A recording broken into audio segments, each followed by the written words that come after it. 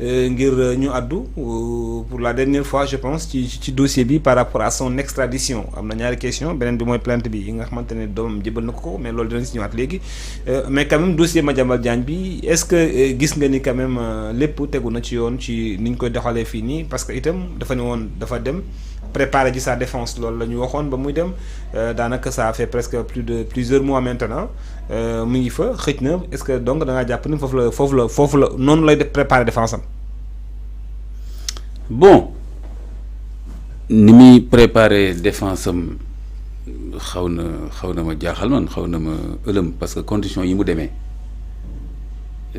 alors que recevoir woon na notification ne bul dem je trouve que li jaadu woon mooy mu bañ a dem te ni mu demee c'est illégal parce que gis nga sax fi mu jaaree et cetera te jotoon nañ ko jox notification ba mu ñëwee ci aéroport ba ñu ne ko notification ngi nii justice daf la soxla mu gaawantu jaar Gambie xaw ma lan dem quelque sorte nu mu koy layalee comme def na lu illégal rek ci wàllu ni mu génnee c'est un grand problème beneen bi mooy léegi fi mu nekk nii dem na France taxul mu mën a am jàmm pour préparer parce que ba mu demee tamit nguuru Sénégal yónnee na fa bataaxal na leen nañ ko extrader kon fi mu nekk nii mi ngi ci tout le temps ay activités ah ñàkkul nag ne ñoŋal na ay documents wala yoo xam ni xëy na suñ ko woowee ci mu ñëw wuyu dana ko indi beneen bi aussi mooy comme dafa wax ne dama demoon préparer sama défense logiquement si on le prend au mot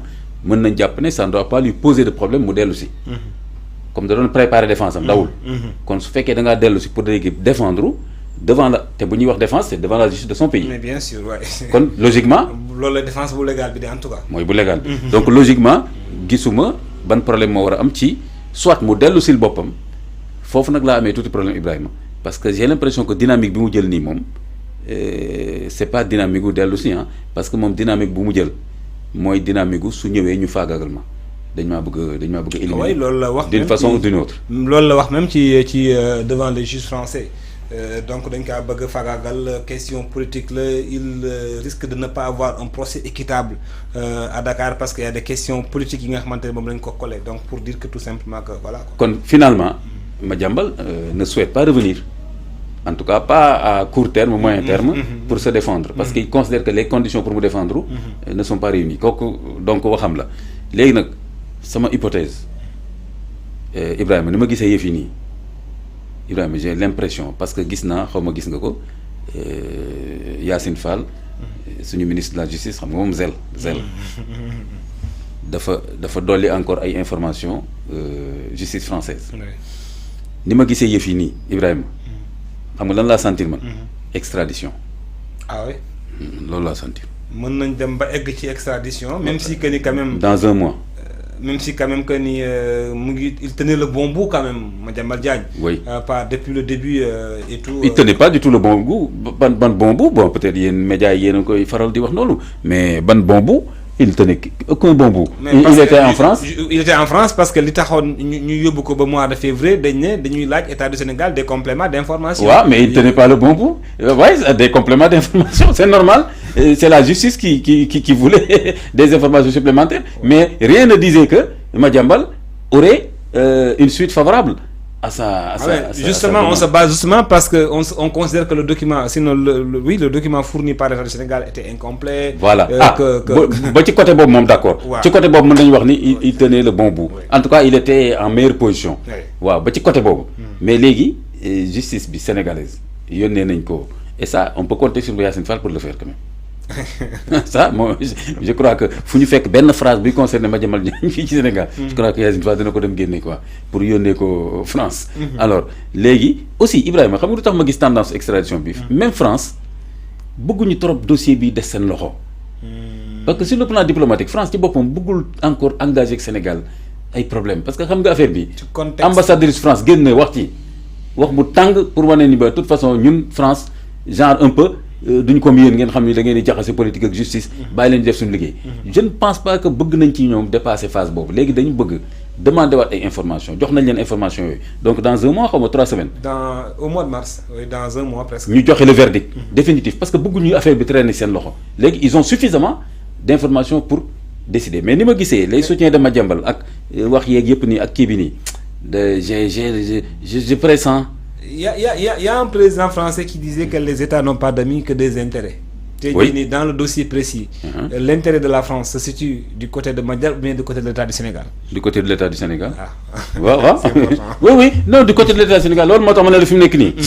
Ça va être difficile pour Madiambal, pour que verdict bi, espérons pour lui que le verdict nous fasse mentir. Mais pour que nous wax ko do dem, xam nga lutax?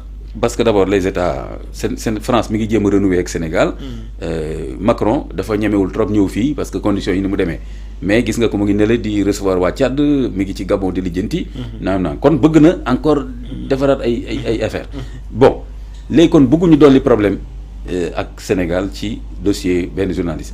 Deuxième chose mooy que quoi qu'on dise Madiambal dafa taqoon ci régime bële rip xale yi li muy wax taq rip di ci wax di ci kii lijjanti wane ni je suis au cœur de ce régime là xam nga. yooyu daf lay rattraper bu régime boobu daanoo. donc mënul ñàkk mukk mu am luñ la mën a téye fenn. bon affaire u marché bi en plus aussi comme tu le sais c'est compliqué dès l'instant que CENTIF qui est une institution joxe ay kii Yacine Fall jël loolu yónnee ko justice française ne leen voilà hein français donc même su fekkee ni sax benn 10 millions la ñuy reproché Madiambal sax ils vont dire ah c'est une institution sénégalaise dañ koy respecter kon na dem wuy ji. Donc loolu moo tax ma ne la Madiambal kii Ibrahima. L'un dans l'autre daal tout en tenant compte aussi des accointances politiques dans le dossier, l'ingérence politique aussi dans le dossier. Il y en a eu tellement, il y a eu déclaration Ousmane Sonko, le Premier ministre par rapport même fait que c'était économiquement mais ñëpp xam nañu peut-être que fu mu doon dem et tout il y a une déclaration à charge contre lui donc je pense que quand même yooyu aussi ça peut plaider pour Madiambal parce que la justice française va dire le droit. Oui. Ça peut plaider donc ñoom effectivement mën nañ tenir compte tout dépendra maintenant loolu ban poids lay am par rapport au traitement dossier bi ci boppam ils peuvent dire lii ay influence la mais terewul nous considérons que la justice sénégalaise est indépendante et elle peut juger ce dossier là malgré les inférences. Et je rappelle qu'aussi la décision finale revient au chef de l'État français et au Premier ministre et au ministre des Affaires étrangères ñoom ñooy ci seen loxo lay dossier bi di mujj ginnaaw bu ci justice pare. te ñooñu nag ay politique lañ. donc voilà. ñooñu ay politique lañ. donc voilà. donc loolu moo tax affaire bi dina metti ci Madiambal. Il y a eu son fils doomu Madiambal Diagne bi nga xamante ne tegoon na ko loxo bi mu génnee li mu njëkk a def mooy porter plainte son père muy quand même lu xaw a yéeme ci bëtu ñu bëri parce que jàpp na ni dañu kaa def loolu lu mu defut.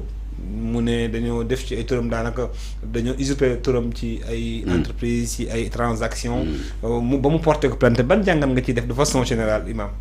Bon de façon générale c'est choquant moralement ñun suñu diine ak suñu aada c'est très choquant doom di porter plainte baayam donte woon am na fi ay cas muy Sénégal muy ci àdduna bi Sénégal fii am na fi ay depuis des années xaw ma Madiambal Diagne démb nee na du ci man la commencé du ci man la yem. C'est ça qu'il a dit ba joxe le cas du ministre Cheikh Diba nee na faa jabaram da kaa porter plainte.